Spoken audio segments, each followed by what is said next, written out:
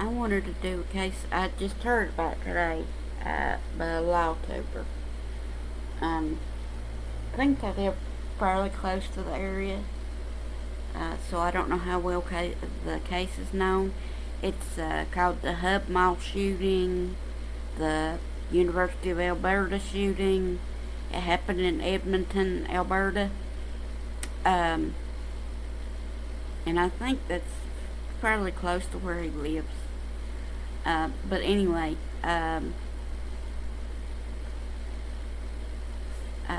this happened on June 15th, 2012. Travis Baumgartner, who was 21 at the time, was a security guard and an employee of G4S Cash Solutions. He shot 4 of his co-workers, 3 fatally. He was trying to kill them all, honestly. It was in the Hub Mall building on the campus of University of Alberta in Edmonton, Alberta, Canada. That's how it got its name, obviously. He stole his employer's armored truck and money and gave the cash or left it at the homes of his mother and 2 friends. Travis Baumgartner was arrested the next day in British Columbia as he made plans to cross the U.S. border. I'm not sure how far Edmonton is to British Columbia. I want to say it's quite a little hike, though.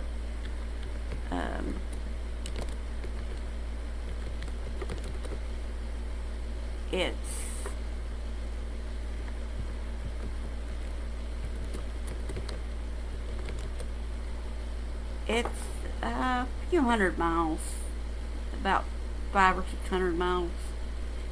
So it's quite a little ways, but I thought it was more than that, honestly. I figured it was probably closer to 1,000. Of course, what I know, I've never been to Canada, but anyway, that's just a little side note. A little more than a year later, on September 9th, 2013, Baumgartner pleaded guilty of 3 counts of murder, and on September 11th, 2013, was sentenced to life in prison without the chance of parole for 40 years, one of the longest or strictest prison sentences imposed on anyone in modern Canadian history. So he'll probably be in prison most, if not all, of his life, and he deserves it, to be honest.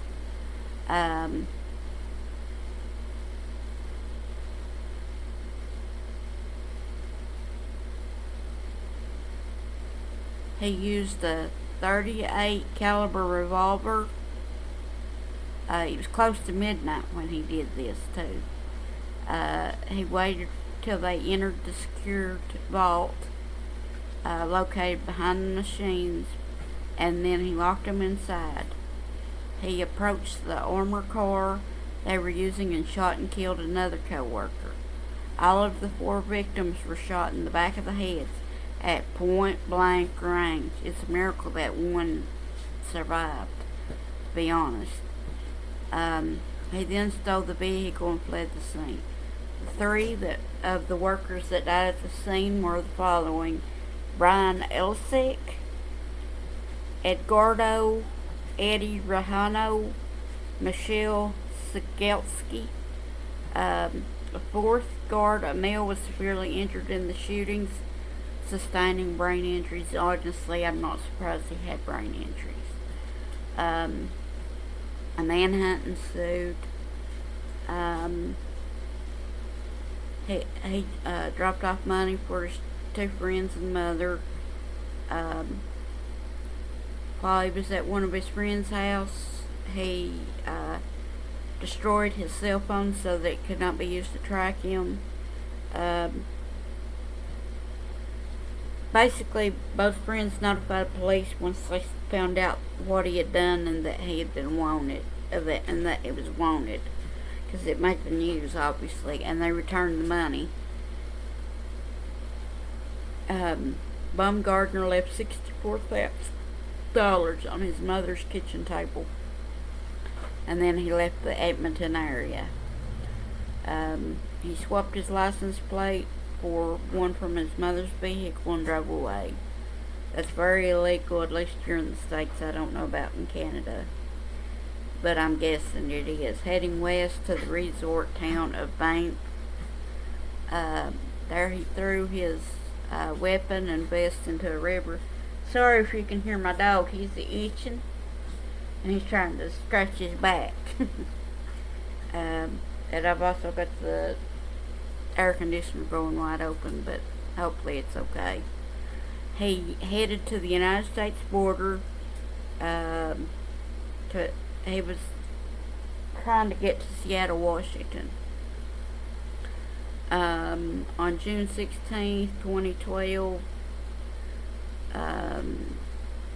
Edmonton time, 4:08 p.m. So that's about 6 Eastern, I think.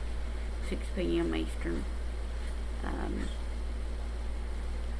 He was arrested by U.S. Customs and Border Protection while he was trying to cross the border at near Langley, British Columbia, with over $333,000 in cash.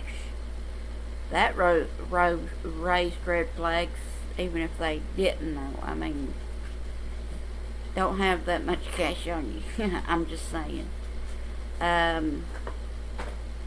At the time of the shooting, Travis Baumgartner was living in Sherwood Park, Alberta, with his mother. He had been hired for that G4S Cash Solutions 2 months prior to the attack. He had never had any trouble with the law before. They check your background history and all that, and he came out clean. He obtained a federal firearms license.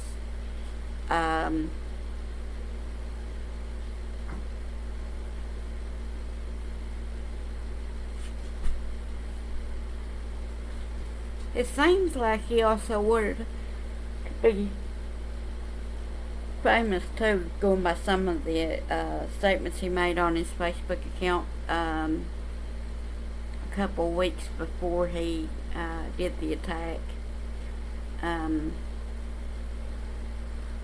Always in a joking way, he told friends that he was going to rob his co-workers and stuff. But he didn't seem like the type that would do it, apparently. In my opinion, those are the ones that you have to watch the most.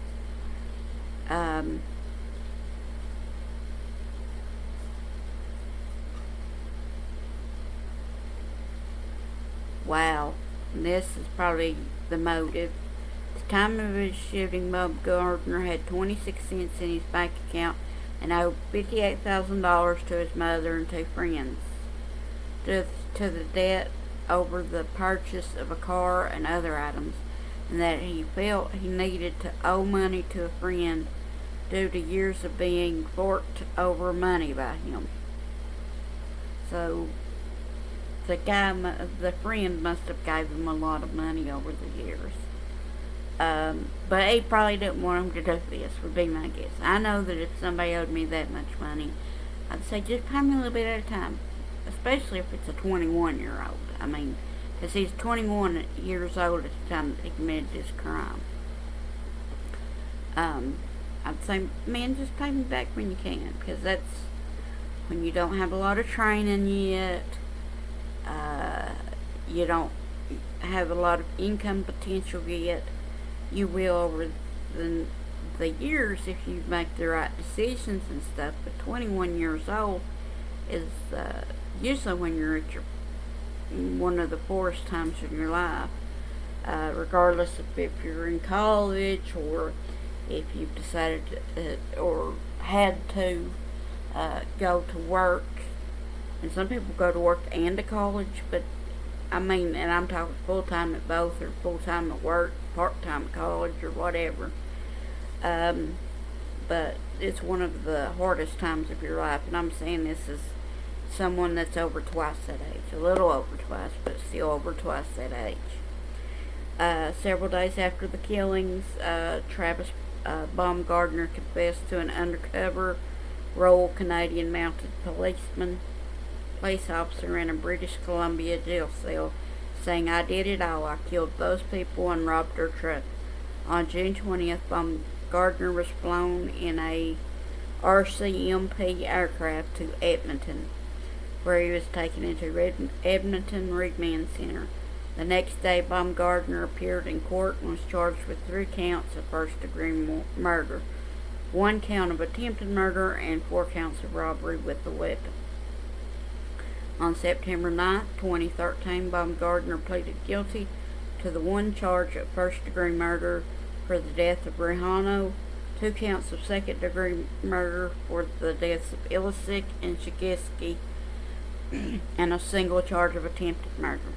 On September 11th, he was sentenced by Associate Chief Justice John Rook to life in prison without the possibility of parole for 40 years, or that's until 2052. He will be in his 60s at that time, so at the very least he'll be an old man. So, at the time of Travis Baumgartner's sentencing, it was the harshest sentence imposed on anyone in the history of the Canadian judicial system since 1962, when Arthur Lucas and Ronald Turpin was executed in Toronto for capital murder convictions in separate cases. And they don't have capital murder anymore, so and have it for a few decades now, I don't think. But anyway, that was just a little 10-minute summary of what I found out. I found it interesting because I had never heard of that case, and I love true crime, so I found it both sad and interesting. He killed 3 people. He injured somebody else very badly. It doesn't really give a lot of detail on his brain injury, but, you know, it couldn't have been that great. I'm sure his mom didn't want him to do that. I'm sure his 2 friends that he owed money to didn't want him to do that. But he was 21, so he made a stupid decision. But also, if you kill people like that, you have to pay the price, you know, no matter your age, unless you're like 8 or something. And even then, I have mixed feelings, and it depends on, because like Mary Dale,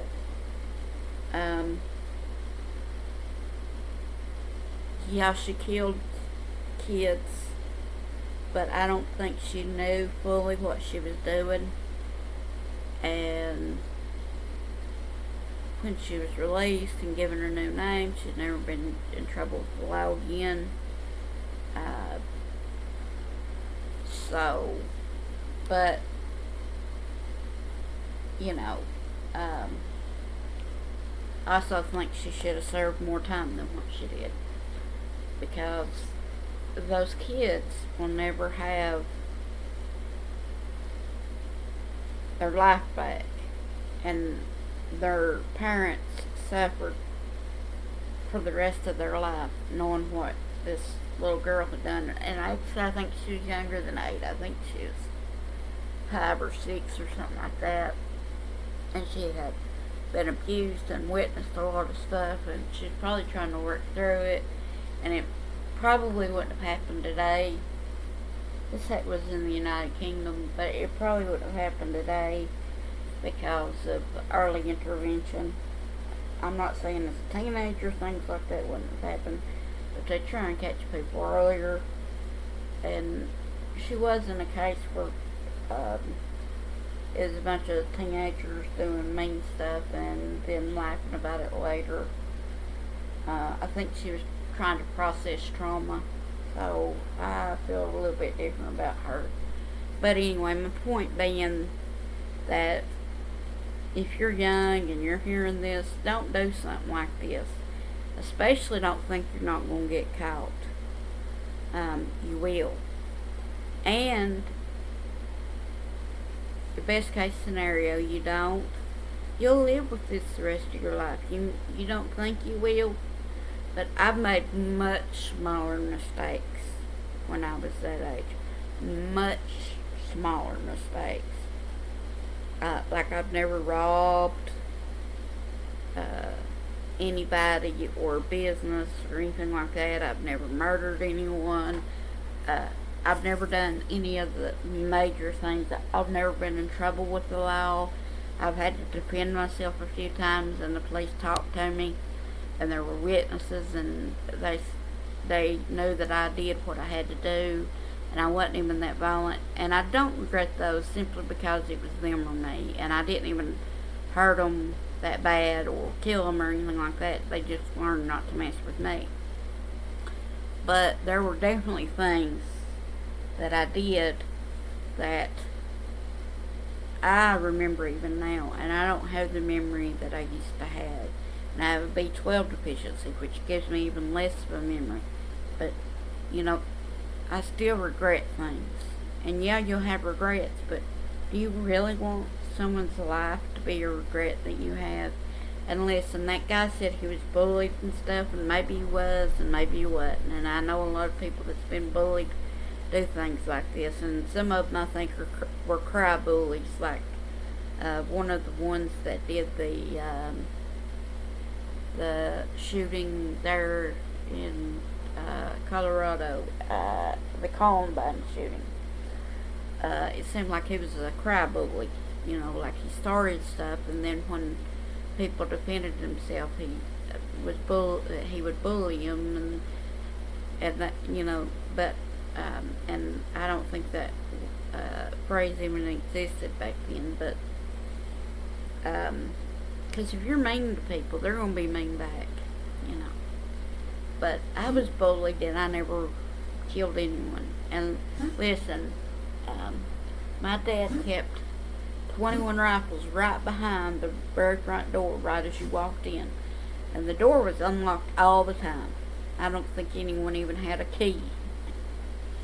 But there was always somebody home, and I could have probably snatched one of those rifles, especially after Dad died, when I was in like 7th or 8th grade.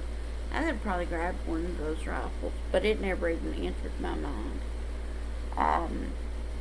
Because you're a kid, but so are they. And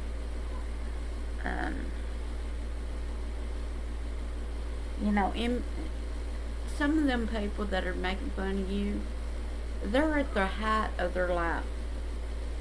Can you imagine peaking in 8th grade or 12th grade or something like that? And that's the height of your life.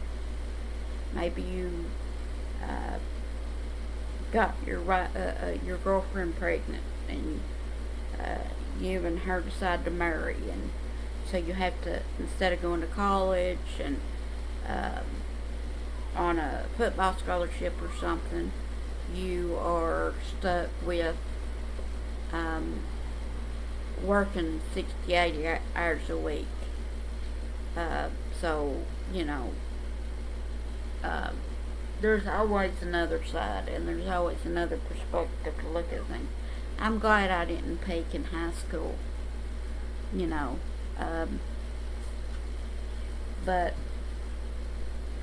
since I've yammered on so much, I'm gonna go. My doggy wants my attention anyway. Well, one of my doggies. I've got two. This one's a boy. I may make a video of him sometime. And Daisy came over too because she got jealous. But anyway. And those are the two dogs that are in my profile picture, by the way. I'll have to make a video of them sometime. One of babies. But anyway, I hope you have a great rest of your day. Goodbye.